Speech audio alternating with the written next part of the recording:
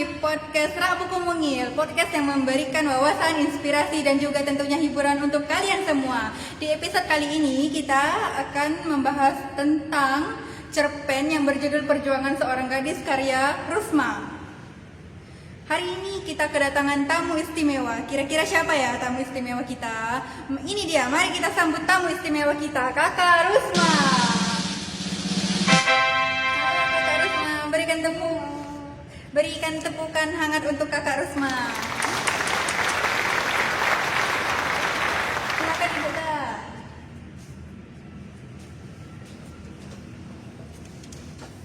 Oke, baiklah, Kakak Rusma ini adalah seorang tokoh inspirasi dan pembuat cerpen. Beliau sudah menerbitkan lebih dari 10 cerpen, dan cerpen yang paling terkenal yaitu adalah Perjuangan Seorang Gadis. Nah, untuk Kakak Rusma, saya punya beberapa pertanyaan nih untuk Kakak. Boleh nggak saya bertanya? Boleh. Oke, pertanyaan pertama saya ya Kak. Cerpen yang berjudul Perjuangan Seorang Gadis ini menceritakan tentang apa Kak? Baik. Cerpen yang berjudul Perjuangan Seorang Gadis saya tulis itu berdasarkan kisah nyata, yaitu kisah saya sendiri, yang dimana saya mengalami apa saja yang saya tuliskan di dalam cerpen tersebut. Cerpen tersebut berisi tentang perjuangan seorang gadis seperti judulnya, yaitu untuk menggapai cita-citanya. Cerita diawali dengan seorang gadis yang baru lulus SMA, kemudian dia kebingungan. Dia kebingungan mau melanjutkan ke universitas mana, sedangkan kedua orang tuanya itu melarang dia untuk kuliah di universitas yang jauh dari rumahnya. Jadi di situ dia mendapatkan masalah, yaitu orang tuanya tidak mengizinkan, kemudian dia diizinkan oleh orang tuanya kalau dia menuruti keinginan orang tuanya, yaitu untuk masuk ke prodi tertentu. Nah, di situ dia mulai mengalami masalah dan kemudian dia kebingungan, dia harus bagaimana seperti itu. Lalu dia mencoba untuk mengikuti tes untuk masuk ke perguruan tinggi tersebut, dan yang pertama dia itu sempat gagal. Untuk mengikuti tes untuk masuk ke perguruan tinggi yang dia inginkan. Kemudian karena kegagalan tersebut, orang tuanya mulai menekankan dia untuk tetap masuk ke universitas yang orang tuanya inginkan.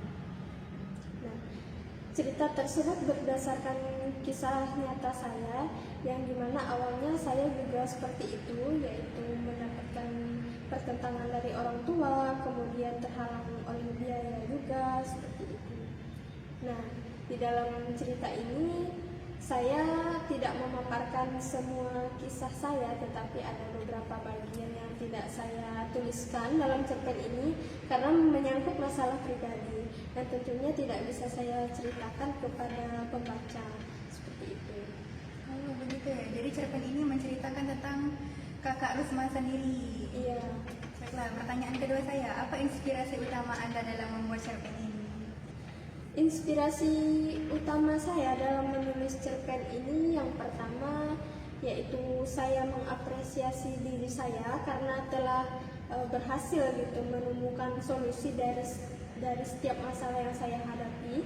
Kemudian saya juga terinspirasi untuk menulis cerpen ini karena keinginan saya untuk berbagi motivasi kepada anak-anak muda zaman sekarang, anak-anak muda yang nantinya akan melanjutkan ke perguruan tinggi juga seperti yang saya alami. Nah, di situ saya memiliki keinginan gitu untuk memotivasi mereka sehingga nantinya mereka menjadi pribadi yang tekun, yang rajin, dan tidak lupa mereka juga harus taat kepada orang tua. Meskipun terkadang kita mengalami yang namanya itu ditentang sama orang tua, dipaksa oleh orang tua, seperti itu. Oke, baiklah. Bagaimana cerpen ini dapat mempengaruhi pembaca dalam menghadapi tantangan? untuk mempengaruhi pembaca dalam menghadapi tantangan di cerpen ini tergambar dengan jelas, yaitu ada beberapa bagian yang tokohnya mengalami masalah, setelah itu tokohnya bersikeras gitu kan untuk mencari pemecahan masalah. Setelah itu tokohnya itu tidak mudah menyerah, jadi dia itu selalu bekerja keras, kemudian tidak mudah putus asa meskipun banyak masalah seperti itu. Jadi intinya tokohnya itu digambarkan sebagai sosok yang kuat dan teguh pendirian seperti itu. Jadi ada beberapa bagian itu benar-benar saya gambarkan dengan jelas, saya ceritakan dengan jelas bahwa tokoh ini merupakan sosok yang kuat.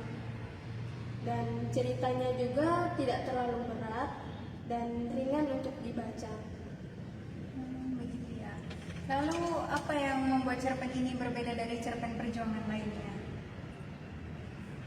Cerpen ini menurut saya berbeda dengan cerpen perjuangan lainnya, yaitu yang pertama karena cerpen ini bobotnya ringan seperti itu.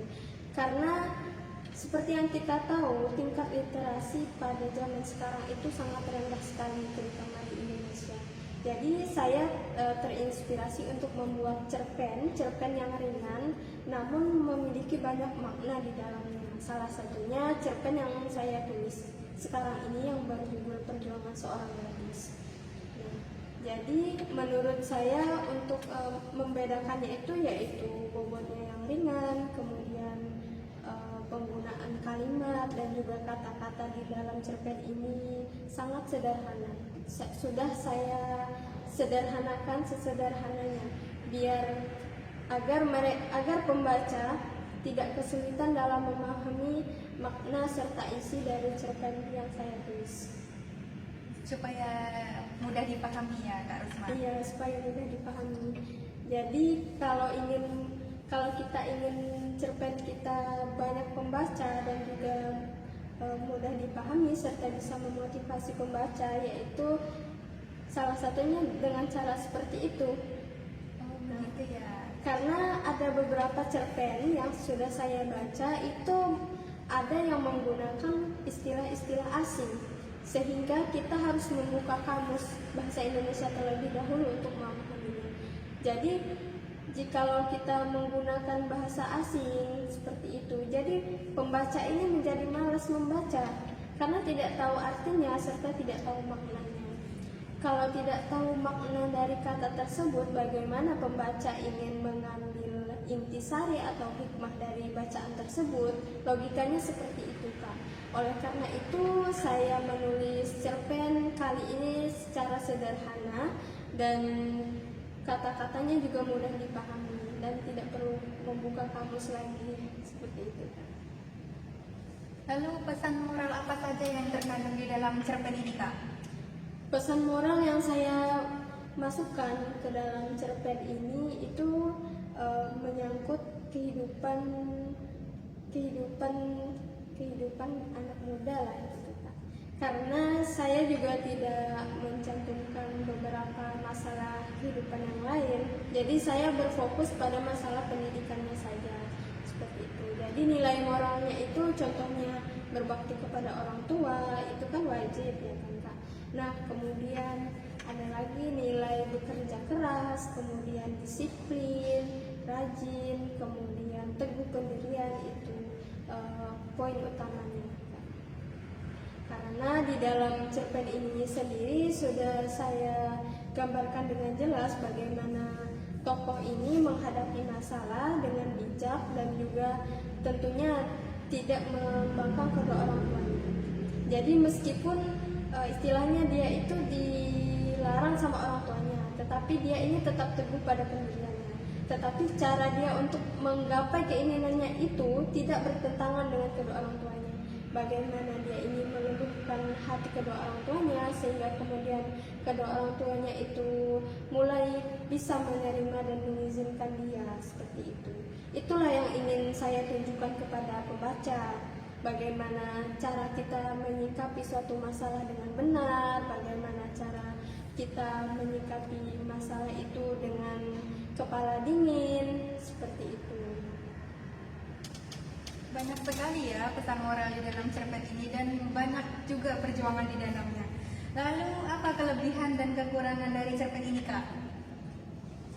Kelebihan dari cerpen ini tentunya seperti yang sudah saya jelaskan tadi, yaitu ceritanya ringan, kemudian di dalamnya juga memiliki banyak motivasi serta inspirasi untuk anak-anak muda. Nah, kemudian penggunaan kata dan kalimatnya juga sederhana.